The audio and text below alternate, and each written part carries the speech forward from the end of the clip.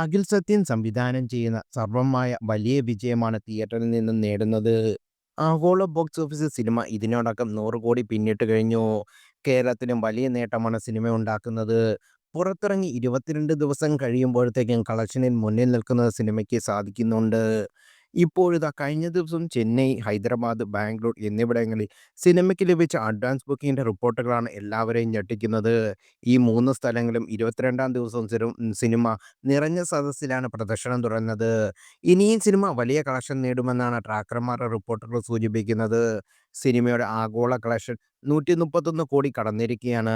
Cinema ഉടൻ 150 കോടി ക്ലബിൽ എത്തുമെന്നാണ് അനലിസ്റ്റുകൾ പറയുന്നത്. നിവിൻ, അജു കോംബോ നന്നായി ചിരിപ്പിക്കുന്നുണ്ടെന്നും ഇരുവരുടെയും ഭാഗങ്ങൾ തിയേറ്ററിൽ നല്ല റെസ്പോൺസ് ആണെന്നും കമന്റുകളുണ്ട്. ചിത്രത്തിൽ ഒരു പ്രധാന വേഷത്തിലെത്തുന്ന റിയ ഷുബു മികച്ച പെർഫോമൻസ് ആണ് കാഴ്ചവെക്കുന്നത് എന്ന അഭിപ്രായമുണ്ട്. കോടികൾ കൊയ്ത് മുന്നേറുന്നതോടൊപ്പം മലയാള സിനിമ ബോക്സ് ഓഫീസ് പട്ടികയിലും ചിത്രം സ്ഥാനം മെച്ചപ്പെടുത്തുന്നുണ്ട്. കഴിഞ്ഞ ദിവസം ടോപ്പ് 10ലേക്ക് ഇടം നേടിയ ചിത്രം ഇപ്പോൾ 9-ാം സ്ഥാനത്താക്കി കുതിച്ചിട്ടുണ്ട്.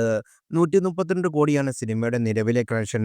ഇതോടെ മോഹൻലാലിന്റെ ലൂസിഫർ പട്ടികയിൽ നിന്ന് പുറത്താകുകയും പ്രേമലു 10-ാം സ്ഥാനത്തേക്ക് പിന്തള്ളപ്പെടുകയും ചെയ്തു.